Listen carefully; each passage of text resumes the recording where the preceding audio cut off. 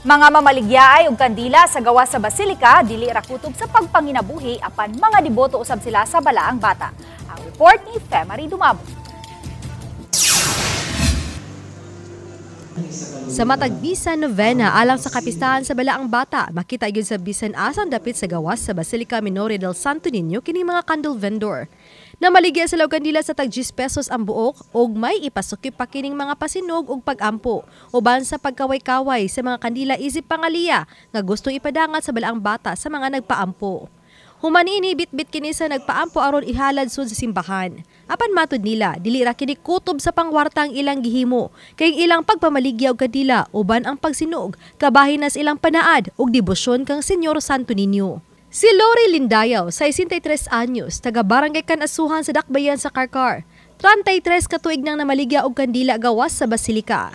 Inigsugod sa 19 novena hangtod na sa adlaw sa kapistahan sa Senyor Santo Niño. Alang kaniya, usa kini kapaagi aron maabagan niya ang iyang bana sa pagbuhi sa 5 nila ka mga anak. Ug labaw sa tanan, usaw sab siya kada kun deboto ni Senyor Santo Niño. Ug gani gitubag naman ang iyang panalangin.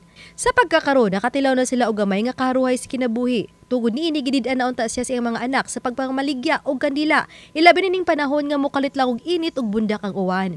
Apan panaad niya sa balaang bata nga kun madapas iyang lawas, mutuyo gyud siya sa pagbisita sa basilika aron makapaninda og kandila ug makasalmot sa siyam ka adlaw nga misa nobinaryo ug hangtod na sa adlaw sa kapistahan sa Batang Hesus. Deboto ba sa tuka ni Senyor? Deboto jud ko ni Senyor. Kay nahimo jud ang tanan nga akong gipangayo, nga akong nga anak, nga mga minyo nga dili sila panagbalance ng bana, giampingan pud sila sama nagamping sa mga ginikanan. Okay ra jud kaayo. Mao jud akong giampyo sa Ginoo nga maninda gyud kog pista, pero di na gyud kay ko nga asawa na kay kada semana ni ama jud ko.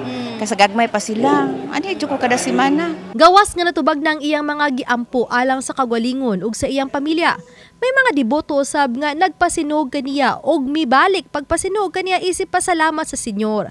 Sagad ini mga naghangyo nga makapasar sa board exams. Board exam mga ni sila nga mga magpadong pa ilang exam, mga sila sa Senyor nga makapasar sila. Tapos pag human silang board exam, nakapasar sila, mamalik sila, nagpasalamat. Mato din ang Lori nga bisan unsa man ang paagi sa pagpadangat sa pag-ampo ngadto sa balaang bata. Dako ang iyang pagtuo nga dunggon kini ug matuman kun kini ang alang sa atong kaayuhan. Uban ni Marlon Melgazo, Rod Prado, Femari Dumabok. Balitang Bisdak.